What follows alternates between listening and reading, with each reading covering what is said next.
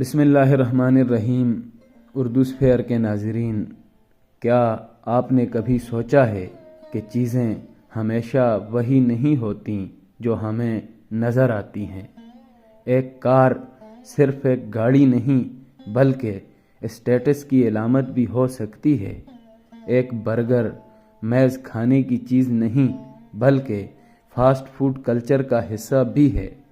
اشتہارات صرف معلومات نہیں دیتے بلکہ مخصوص نظریات کو فروغ بھی دیتے ہیں۔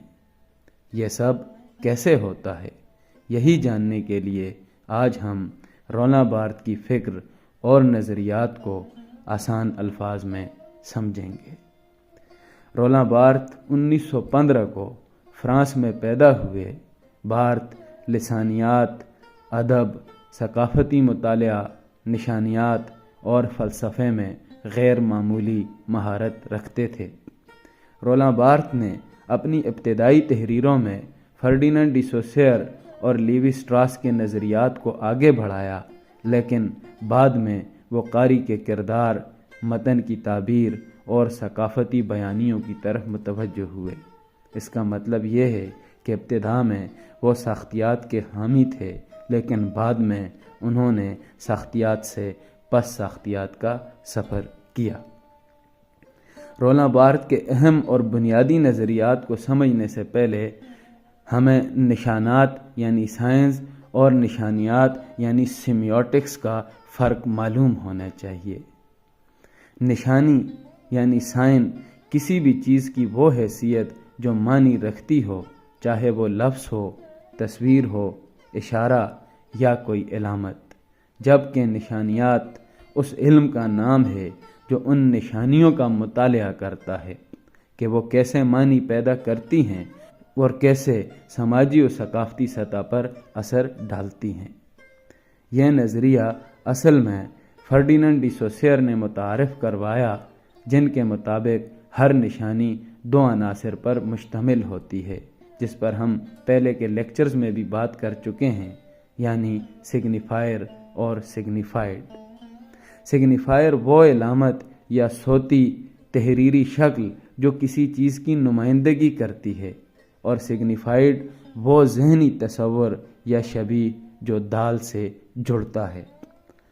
مثال کے طور پر گلاب کا لکھا ہوا یا بولا گیا لفظ سگنیفائر یعنی دال ہے۔ ہمارے ذہن میں بننے والا گلاب کا تصور یا شبیہ اس کا مدلول یا سگنیفائڈ کہلائے گا۔ یہاں ایک اہم نقطہ یہ ہے کہ مدلول یعنی سگنیفائڈ کوئی حقیقی چیز نہیں بلکہ وہ تصور ہے جو دال سے جڑا ہوتا ہے۔ یہی اصول ہر زبان اور ثقافت میں مختلف طریقوں سے کام کرتا ہے۔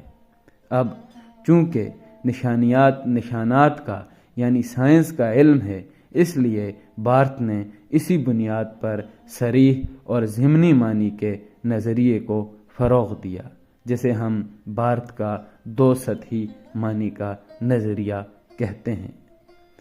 بارتھ نے نشانیوں کے معنی کو دو سطحوں میں تقسیم کیا، ایک صریح معنی اور دوسرے ضمنی معنی۔ صریح معنی وہ بنیادی مطلب جو کسی نشانی سے براہ راست ظاہر ہوتا ہے، اور ضمنی معنی وہ اضافی یا ثقافتی معنی جو کسی خاص سماجی یا نظریاتی سیاق و سباق میں اس نشانی سے جڑ جاتے ہیں۔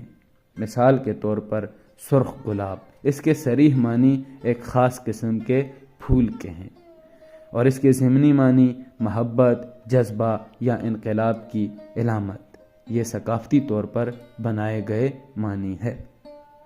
یہاں بارتھ یہ واضح کرتے ہیں کہ نشانیوں کے معنی ہمیشہ معروضی یعنی ایبسولوٹ، جسے ہم کہتے ہیں مطلق یا نیچرل نہیں ہوتے، بلکہ سماجی اور ثقافتی عوامل ان کے معنی تشکیل دیتے ہیں۔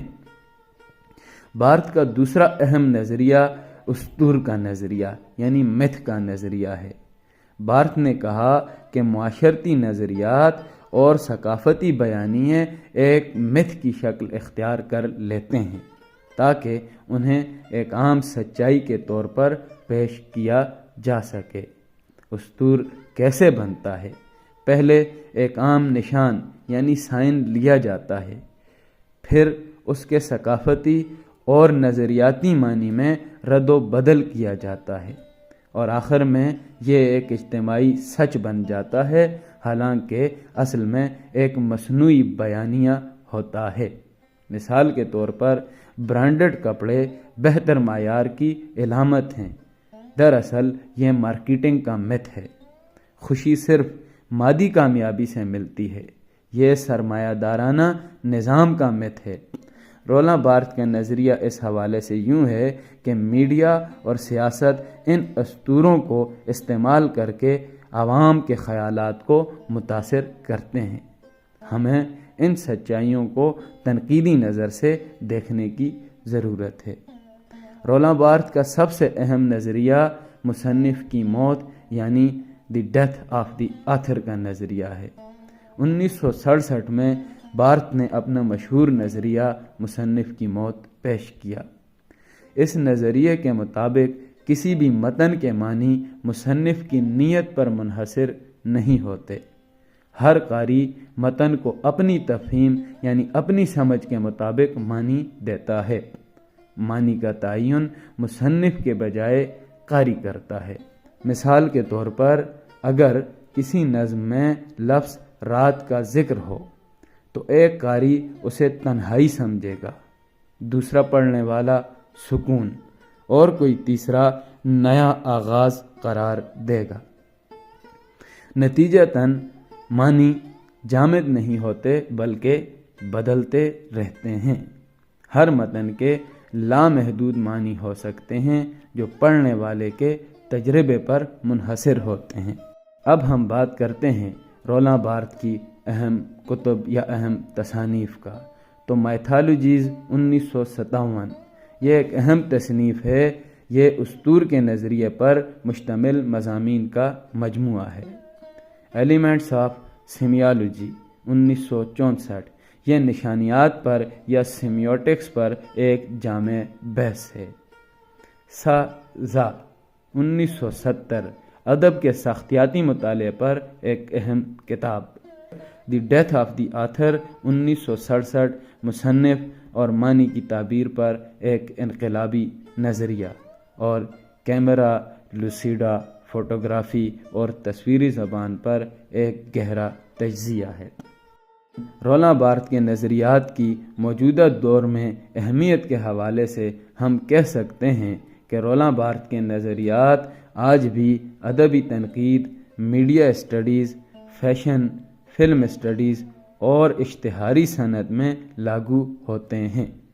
انہوں نے ثابت کیا کہ زبان، فیشن، میڈیا اور سیاست سب ایک نشانیاتی نظام کا حصہ ہیں۔ رولاں بارتھ کے خیالات نے ہمیں یہ سکھایا کہ معنی جامد نہیں بلکہ متحرک اور سیاق و سباق پر منحصر ہوتے ہیں۔